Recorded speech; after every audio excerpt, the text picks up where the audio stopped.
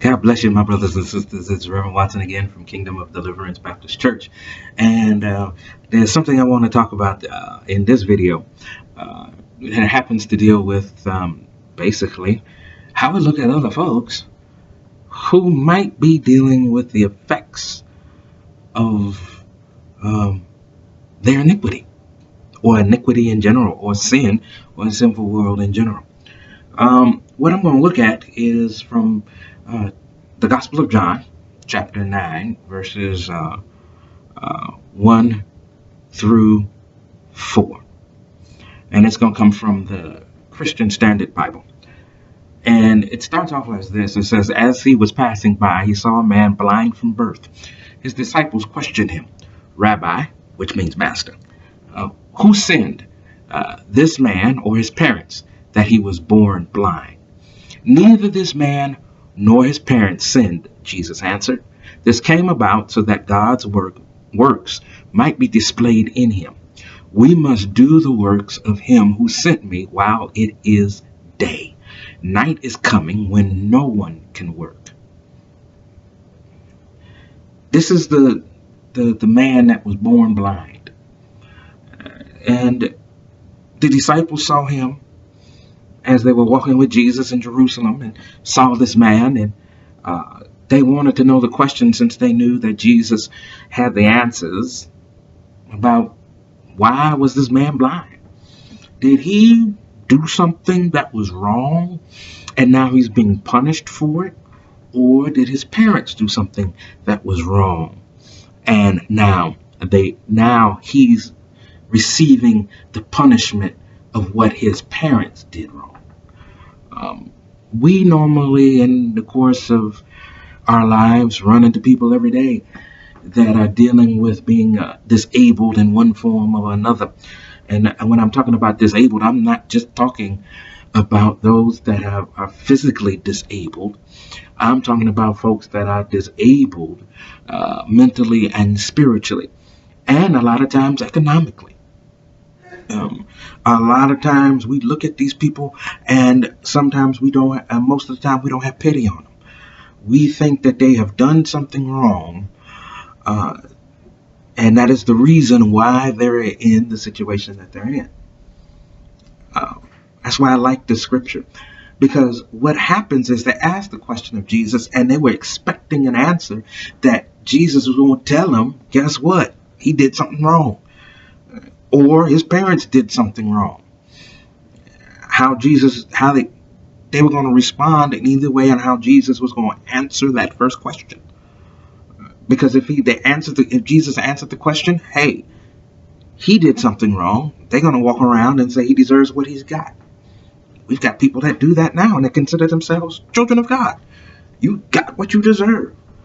No forgiveness, no mercy, no help, no whatsoever. You got what you deserve. You messed up. There you go. Sit in your little corner until you get it right, and then you can think about letting you come out. Then, if it was his parents that did something wrong, then the idea becomes, we're going to have a little pity on you, but we're really not going to trust you because we know your pedigree.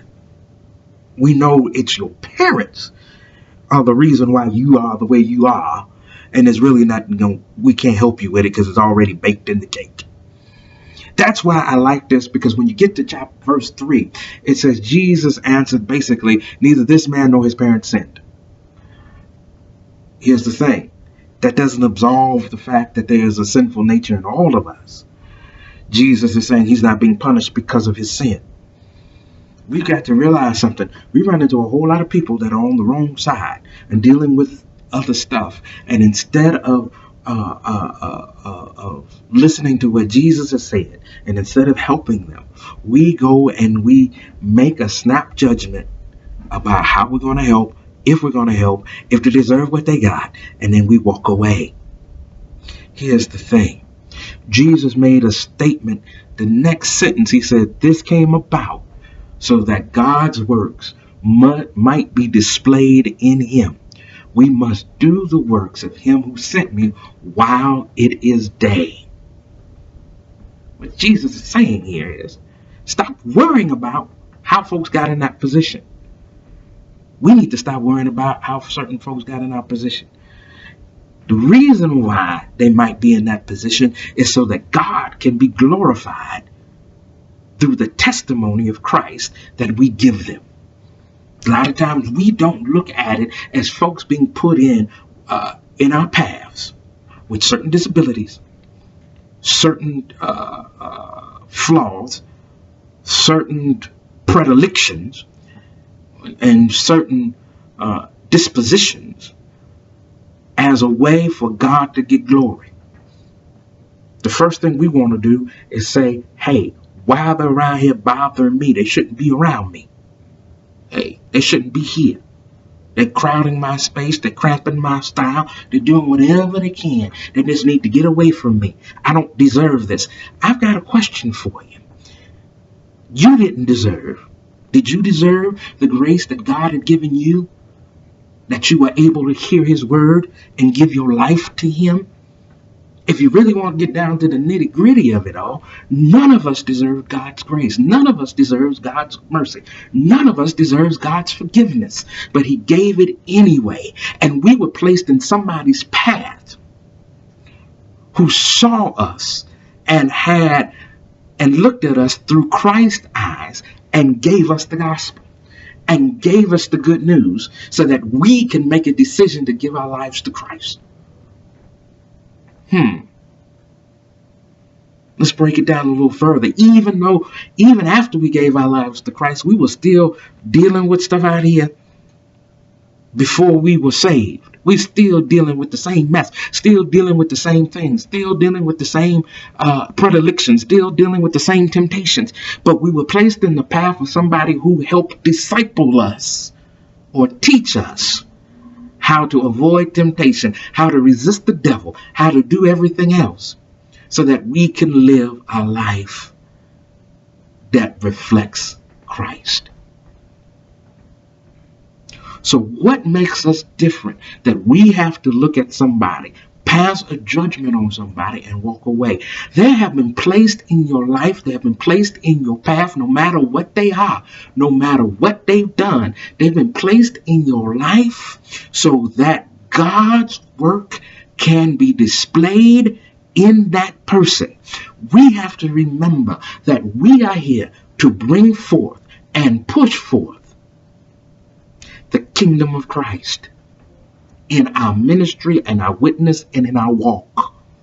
We can't do that if we avoid people who might not live the way we think they should live, might not practice the way we think they should practice, that don't confess Christ or God the way we think they should. We actually should give God the glory when he places those folks in our lives. Why? Because it's all about him. Because we should give God the glory because he's trusting us to present the gospel of the good news, the gospel of Christ, the healing of Christ, the power of Christ to somebody that doesn't know Christ. He trusts us that much that we can do that. So instead of what? Doing the opposite, glorify God. Give God the glory. Witness, testify, and minister to those that are much like this blind man. Because we must do this work while it is day. Figurative speaking. Because night's coming. His return is coming. And then no man can work. We got to keep doing what we need to do. Holding up the light of Christ. Because, in all honesty, it's not about you. It's definitely not about me. But it's all about him. Now, my brothers and sisters, if you like this video, click on the like button, subscribe to our YouTube channel, and if you have any questions, comments, and prayer requests, feel free to leave them in the comment section below. And always remember, my brothers and sisters, that everything is already all right, for God is still on his throne. Be blessed.